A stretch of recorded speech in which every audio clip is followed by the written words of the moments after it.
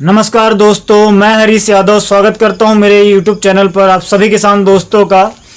आज का वीडियो जैसा कि आप लोगों ने थंबनेल में देखा कि बकरी फार्म जो है वो बंद कैसे हो जाते हैं। इस वीडियो में मैं एक किसान से, एक फार्मर से ही जानूंगा जो पिछले 10 सालों से बकरी पालन कर रहे हैं और बहुत अच्छा फार्म इनका सेटअप है और आज बकरी फार्म को इतना दूर तक लेके गए हैं। बकरी पालन से इन्होंने एक्सपोर्ट लेवल तक का मेहनत की है, एक्सपोर्ट लेवल तक की मेहनत की है। तो मैं इन्हीं से जानूंगा कि क्या कारण होते हैं कि जो बकरी फार्म है वो बंद हो जाते हैं, कौन कौन सी गलतियां जो हैं वो फार्मर करता है। इसी के बारे में चर्चा रहेगी मनोज जी से। तो स्वागत है मनोज जी मेरे यूट्यूब चैनल पर।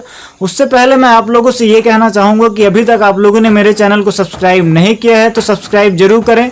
सब्सक्राइब करने का तरीका ये है कि इस वीडियो के नीचे जो आपको रेड कलर का बटन दिखाई दे रहा होगा उसको प्रेस करना है, साथ ही साथ बेल आइकन भी दबाना है ताकि इन फ्यूचर में जो भी बकरी पालन से संबंधित वीडियो लेकर आऊँ वो आपको समय समय पर मिलती रहे। तो मनोज जी मुझे थोड़ा सा इसके बारे में बताएं। आप लोगों को आपको तो बहुत ज़्यादा अनुभव है बकरी पालन का भी और बहुत सालों से आप ट्रेडिंग भी कर रहे हैं, यहाँ तक कि आप एक्सपोर्ट लेवल तक की ट्रेडिंग करते हैं, यहाँ से लेके अरब कंट्री तक की ट्रेडिंग है आपकी। तो ऐसे कौन कौन सी गलतियाँ जो हैं वो फार्मर करता है जिससे जो उनके फार्म है वो बंद होने की कगार पर आ जाते हैं। नमस्कार किसान मित्रों, देखिए जैसा हरीश भाई आपका ये नए फार्मर के लिए बहुत अच्छा सवाल है कि ऐसा क्या कारण है कि नए फार्मर स्टार्ट करते हैं और कुछ समय बाद बकरी पालन बंद करने की कगार में पहुंच जाते हैं। देखिए इसके कुछ विशेष रीजन है। सबसे पहले रीजन है, देखिए मैं आपको बता दूं, ट्रेनिंग का ना होना। अब मैं हर वीडियो में ट्रेनिंग का क्यों कह रहा हूं कि देखिए बेस हमारा वही है। हम कोई भी बिजनेस करना चाहते हैं, उसकी जानकारी नहीं लेना चाहते। बिजनेस तो करना चाहते लेकिन जानकारी नहीं लेना चाहते। तो मेरा हर वीडियो में यही आता है कि ट्रेनिंग मतलब आप अपने ऊपर इन्वेस्ट करिए।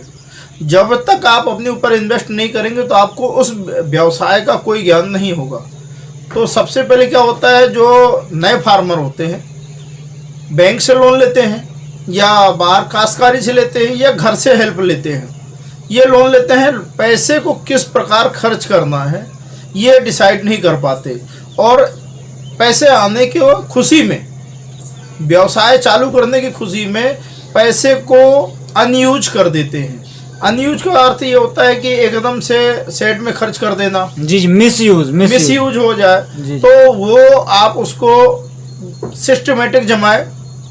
ये आपको पैसा कैसे, किस में, बकरी में कितना इन्वेस्ट करना है, फार्म में कितना करना है, इसके रख रखाव, कर्मचारी, लाइट, पानी, सब में कितना खर्च होना है, भविष्य निधि, आपको भविष्य में क्या आवश्यकताएं पड़ जाएंगी, उस पैसे को आप हमेशा डिवाइड करके अगर इन्वेस्ट करेंगे तो आप बकरी पालन में कभी फेल नहीं हो सकते। दूसरा ये होता है कि आप बकरी पालन जब स्टार्ट करते हैं, आपने सेटअप तैयार कर लिया। दूसरी गलती कहाँ होती है कि नस्ल का चुनाव करने में। हमें नस्ल क्या चुनना है ये देखना होता है कि हमारे आसपास के क्षेत्र में हम जो बकरी पालन करेंगे, तैयार करेंगे, वो मार्केट में उसकी कितनी डिमांड है। तो ये दूसरा कारण होता है। तीसरा ये होता है कि हम उसकी आहार, खान पीन की क्या व्यवस्था करके रखे हैं। जो हमारा उसमें लगने वाला खुराक है, जानवर को खिलाने वाला एक पार्ट है जो अहम है, वो हम क्या व्यवस्था करके रखे हैं। एक ये गलती हो गई। और आगे चल के हमें ये होता है कि मान लीजिए कि किसी कारणवश हम पैसा को विधिवत इन्वेस्ट नहीं कर पाए और सुरक्षित नहीं रख पाए, वो हम जल्दबाजी में पैसा पूरा खर्च कर देते हैं। अब आपके पास कोई ऐसा ऑप्शन आता है कि आप एक्स्ट्रा कुछ बकरे ले लें या एक्स्ट्रा उसका कोई फीड मिल रहा है वो ले लें या एक्स्ट्रा कोई आपको फ़ायदेमंद एक कोई अवसर आ रहा है जिसमें आप उसको इन्वेस्ट करके आप पैसा जनरेट या कहना चाहिए उसको राउंड अप कर लें, जो आपको कुछ अलग से फ़ायदा दे जाए। ये ना करना फार्मर का फेल होने का पहला कारण होता है। जी तो सर अपनी पूंजी को किस तरीके से कितने भागों में इसको बांटना चाहिए ताकि जो एक सिस्टमेटिक वे से उसका फार्म जो है वो चलता रहे और किसान को लॉस ना हो। देखिए, सबसे पहले जैसे मैंने उसमें भी कहा कि ट्रेनिंग से आपको ये अनुभव होता है कि आपको सेटअप में कितना खर्च करना है, बकरी पालन जो फार्म बनाना कितना खर्च करना है, उस बकरी की नस्ल में कितना खर्च करना है, बकरी से होने वाली इनकम को कैसे आपको करना है, दूसरा आप उसमें खान पीन में कितना पैसा आप खर्च कर सकते हैं, अपने लिए भविष्य के लिए कितना पैसा सुरक्षित रख सकते हैं, ये आपको डिसाइड करना पड़ेगा जब आप बकरी पालन स्टार्ट करने जा रहे होते हैं। तो आपका अनुभव क्या कहता है सर कि मान के चलिए कितना परसेंटेज जो है उसको शेड में, बकरियों में खाने के लिए और भविष्य निधि के रूप में उसके पास रहना चाहिए? देखिए, मैं आपको सलाह यही दूंगा, जो नए फार्मर हैं वो अपने जो भी वैल्यू ला रहे हैं लोन की तरह, या घर से मदद ले रहे हैं, या काश्तकारी से लोन ले रहे हैं, या बैंक से लोन लेके कर रहे हैं, वो अपने कुल वैल्यू का 30% सेट में खर्च करें जी, 30 से 40% तक बकरी में करें जी, और कम से कम 20% से 25% वो उनके खान पीन और उसके मेडिसिन में के लिए खर्च करें, जो ये काफ़ी लंबे चलने वाला है जी। तो जो आखिरी का पोर्शन होता है 5 से 10%, ये अपने भविष्य निधि के लिए सुरक्षित रखें जी, जिससे क्या होगा, इनकी आकस्मिक कोई आवश्यकता आने पे किसी से अतिरिक्त ब्याज पे पैसा नहीं लेना पड़ेगा जी, जी। और अपना ये पैसा उसको खुद उपयोग कर सकते हैं। जी जी।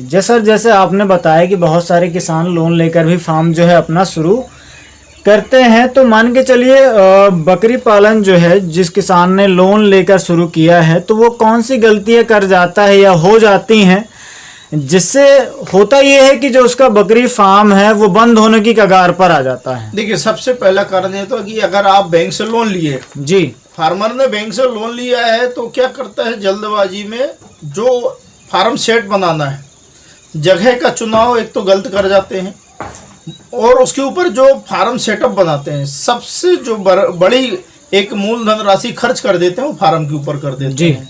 ये सबसे मेन कारण है। तो ये थे मनोज जी जिन्होंने हमें बताया कि जो मेन कारण क्या होते हैं बकरी पालन में, हमें कौन कौन सी सावधानियां रखनी चाहिए, कौन कौन सी गलतियां किसी भी किसान के द्वारा होती हैं।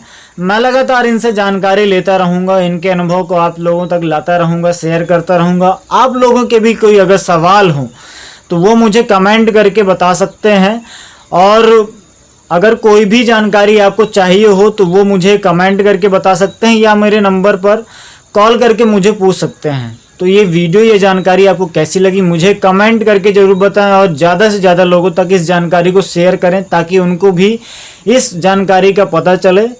और अभी तक आप लोगों ने चैनल को सब्सक्राइब नहीं किया तो सब्सक्राइब जरूर करें। Thank you very much.